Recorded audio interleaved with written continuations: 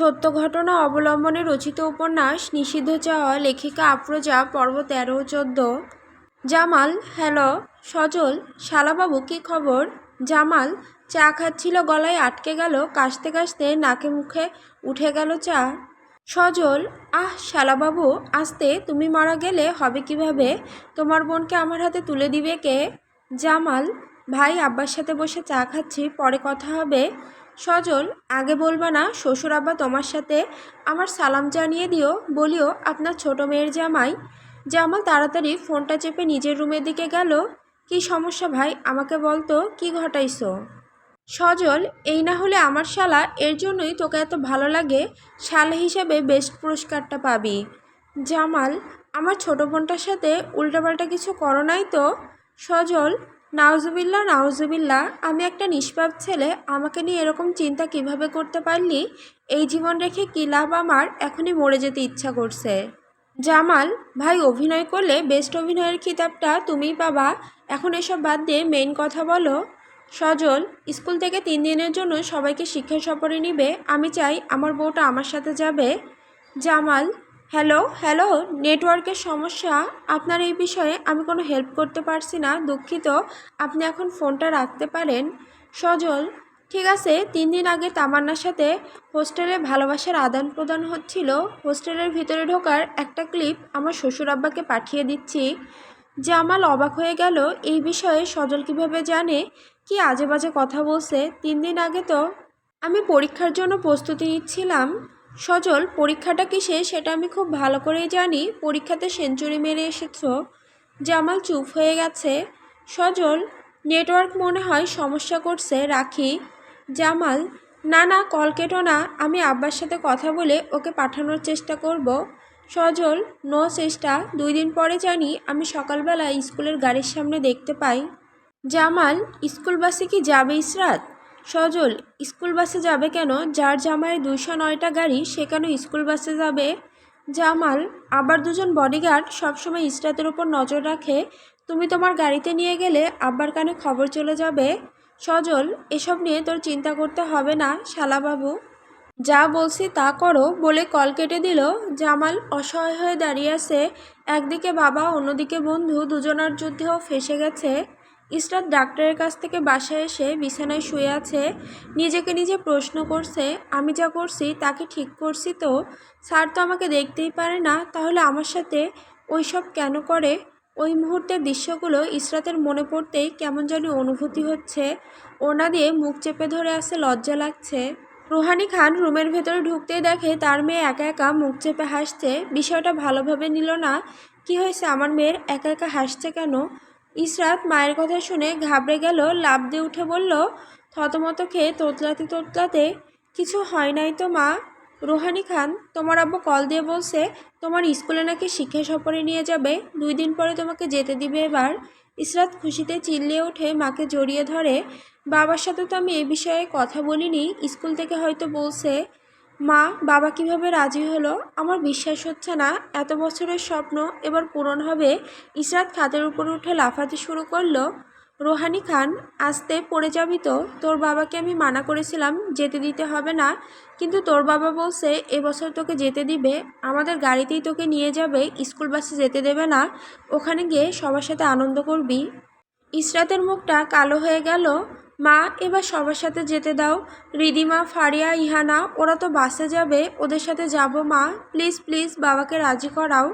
Rouhani খান, ওদেরকেও তোর সাথে গাড়িতে নিয়ে যাবে, বাসে যেতে হবে না। ইসরাত ঘড়ির দিকে তাকিয়ে দেখে ৪টা ৩০ বাজে। সজল কি বলেছিল মনে পড়ে গেল, লাফ দিয়ে উঠে, মা আমি গোসল করব, আমার কোচিং যেতে হবে, দৌড়ে ওয়াশরুমে চলে গেল।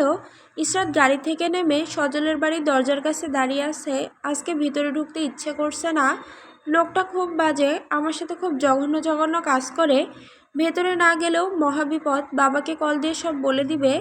ধীরে ধীরে ভেতরে ঢুকে দেখে আজকে পুরো বাড়িটা অন্ধকার, আশেপাশে কাউকে দেখা যাচ্ছে না। এখন ইসরাতের আরও ভয় করছে। সজল গম্ভীর কণ্ঠে বলল, উপরে আসো। কিন্তু লোকটা কোথায়, তাকে তো দেখা যাচ্ছে না। ইসরাত উপরে গিয়ে দেখেন সজল দরজাটা খোলা, কিন্তু সজলকে কোথাও দেখা যাচ্ছে না। হঠাৎ পিছন থেকে জড়িয়ে ধরল সজল। ইসরাত ও মাগো বলে চিল্লিয়ে ওঠে। সজল শক্ত করে জড়িয়ে ধরে নেশালো কণ্ঠে, উফ, ভেজা ভেজা চুল, ঠান্ডা শরীর, মাতাল করা সুঘ্রাণ, নির্ঘাত আজকে তুমি মরবে নয়তো আমাকে মারবে। ইসরাত ছাড়ানোর বৃথা চেষ্টা করছে কিন্তু বলিষ্ঠ যুবকের সাথে পেরে উঠছে না। সজল, উফ, একটু ফিলও নিতে দাও না, কেঁচোর মতো মোচড়ামুচড়ি করছো কেন বাল। ইসরাত কাঁপা কাঁপা কণ্ঠে, আমাকে ছাড়ুন, আমার সাথে এমন করেন কেন। সজল ইসরাতকে ঘুরে ওর মুখের পানে তাকায়। সজলের বুকের সমান লম্বা ইসরাত। সজল একটু ঝুঁকে মুখের কাছে মুখটা নিয়ে বলল, তোমাকে কাছে পেলেই রোম্যান্স করতে ইচ্ছে করে। ইসরাত, অসভ্য, সবসময় জঘন্য কথা, আমি আর আপনার বাড়িতে আসবো না বলে ইসরাত হাঁটা দিল। সজল হাত টেনে ধরে কোলে উঠিয়ে নিল। ইসরাত কাঁদো কাঁদো কণ্ঠে, ছাড়ুন বলছি, আমার খুব ভয় করছে, আপনি ছাড়ুন। সজল ফিসফিস করে, উফ মেরি জান, আমাকেই তো আমার ভয় করে, আমি কখন বেপরোয়া হয়ে উঠে তোমাকেই মেরেই ফেলি। ইসরাত এবার ভ্যা ভ্যা করে কাঁদছে আর হাত দিয়ে সজলের বুকে ধাক্কা দিচ্ছে। সজল বেডরুমে গিয়ে ইসরাতকে বিছানায় ধাক্কা মেরে ফেলে দিয়ে নিজেও শুয়ে কম্বল গায়ে টেনে জড়িয়ে নিল। ইসরাতকে শক্ত করে জড়িয়ে ধরে শুয়ে আছে। ইসরাত কান্না থামিয়ে, ছাড়ুন আমাকে, এসব কি করছেন, আমাকে ধরে শুয়ে আছেন কেন, ছাড়েন। সজল ইসরাতের বুকের উপরে উঠে দুই হাত দিয়ে ইসরাতের ছোট্ট ছোট্ট আঙুলগুলো নিজের দখলে নিয়ে নিল, কানের কাছে মুখ নিয়ে, আমি তো আজকে চিন্তাই করছিলাম কিছুই করব না, কিন্তু এই যে তুমি ভালো থাকতে কই দিলা। ভিজা ভিজা চুল, টপ টপ করে পানি পড়ছে, লাল রাঙা লিপস্টিক দিয়ে এসেছো, মাতাল করার মতন পারফিউম লাগিয়ে আমার বুকে থাকা আগুনটাকে দাও দাও করে জ্বালিয়ে দিয়েছো। এখন তো আমাকে তোমার শান্ত করতে হবে। ইসরাত, আমি আর কখনো লিপস্টিক দিব না, পারফিউম জীবনেও দিব না, আমাকে ছেড়ে দিন। সজল কিছু বলার সুযোগ দিল না। ইসরাতের ঠোঁটের সাথে নিজের ঠোঁট ডুবিয়ে দিল। ইসরাত হুঁ হুঁ হুঁ করছে। সজল 15 মিনিট পরে জোরে কামড় দিয়ে ছেড়ে দিল। ইসরাত জোরে জোরে নিঃশ্বাস নিচ্ছে আর দুই হাত দিয়ে সজলকে ধাক্কা মেরে বিছানা থেকে উঠে যাওয়ার চেষ্টা করলো। সজল আমার সাথে কখনো পারবে না, তাই ছটফট না করে শান্ত হয়ে আমাকে জড়িয়ে ধরে শুয়ে থাকো। ইসরাত এবার আর ব্যর্থ চেষ্টা করলো না, চুপচাপ সজলকে জড়িয়ে ধরে শুয়ে আছে। সজল, এই অভদ্র মেয়ে, আমার একটা কথা রাখবি। ইসরাত, আমার নামটা জানেন না, কখনোই আমার নাম ধরে ডাকেন না, সবসময় অভদ্র মেয়ে বলে ডাকেন, আমার নামটা আপনার কি ক্ষতি করছে। সজল হালকা হেসে ইসরাতের মুখের পানে তাকিয়ে দেখে ইসরাতের ঠোঁট থেকে রক্ত পড়ছে। সজলের বুকে স্যাঁত করে উঠল। ইসরাতের ঠোঁটে হাত দিয়ে রক্ত মুছে দিল, হালকা করে ঠোঁটে চুমু দিল।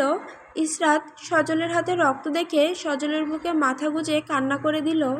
সজল, এই কান্না করছো কেন, হালকা কেটে গেছে, বেশি কাটে নাই তো। ইসরাত এবার আরও জোরে জোরে কান্না করছে। সজল, এই শোনো না, আমার দিকে তাকাও। ইসরাত বরফের মতো ঠান্ডা হয়ে গেল, কেমন জানি অনুভূতিগুলো জেগে উঠছে। ইসরাত এই লোকের শোনো না কথার মাঝে কি এমন আছে স্তব্ধ করে দেয়। সজল ইসরাতকে আরও শক্ত করে জড়িয়ে ধরে নিজের বুক থেকে ইসরাতের মাথাটা জাগিয়ে ইসরাতের মুখের পানে তাকালো। দুজনের চোখের পলক পড়ছে না, চোখে এক দৃষ্টিতে তাকিয়ে আছে। হঠাৎ সজলের ইসরাতের গলায় মুখ ডোবালো। ইসরাত এবার বাধা দিল না। সজল মাথাটা জাগিয়ে দেখে ইসরাত চোখ বুজে আছে, চোখ থেকে পানি পড়ছে, নিঃশ্বাস খুব ভারী হয়ে উঠছে। ওই তোমার বেশি খারাপ লাগছে। ইসরাত মাথাটা নাড়িয়ে বলল, হুম। সজল ইসরাতকে ছেড়ে দিয়ে উঠে গিয়ে পানি এনে দিয়ে বলল, খেয়ে নাও, খাবার আনবো। ইসরাত উঠে পানি খেয়ে বলল, আমার অনেক খিদা লাগছে, আমাকে কিছু খেতে দিন।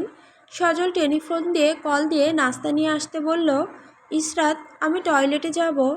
সজল, আমিও আসি, দুজন একসাথে ফ্রেশ হব বলেই বাঁকা হাসি দিল। ইসরাত অসভ্য লোক বলেই টয়লেটে চলে গেল। ফ্রেশ হয়ে বের হয়ে দেখে সজল নাস্তা নিয়ে বসে আছে। সজল, আসো আমি তোমাকে খাওয়াই দিই। ইসরাত নাক মুখ কুচকে বলে, আমি হাত দিয়ে খেতে পারি। সজল বেশি কথা বললেই আবার চুমু দিব। ইসরাত, না না, আমি খাবো আপনার হাতেই। সজল জোরে অট্টহাসি দিল। ইসরাত সজলের মুখের পানে তাকিয়ে আছে। এই বাজে লোকটার হাসি এত সুন্দর, আগে কখনো হাসতে দেখি নাই, এই প্রথম হাসতে দেখে ওর কেমন জানি ভালো লাগা কাজ করছে। দুজন খাওয়া শেষ করে নিল। সজল বলল, সুন্দর মতো মাথা বেঁধে নাও, ওখানে মাস্ক আছে, পরে রেডি হয়ে নাও, তোমাকে নিয়ে বের হব। ইসরাত, আমি কোথাও যাব না, বাড়ি যাব, স্কুল থেকে শিক্ষা সফরে নিবে, তাই সব কিছু রেডি করতে হবে। সজল, অভদ্র বলি শুধু শুধু, যা বলছি তা করো। আমি 5 মিনিটের ভেতরে জানি দেখি রেডি হইছ।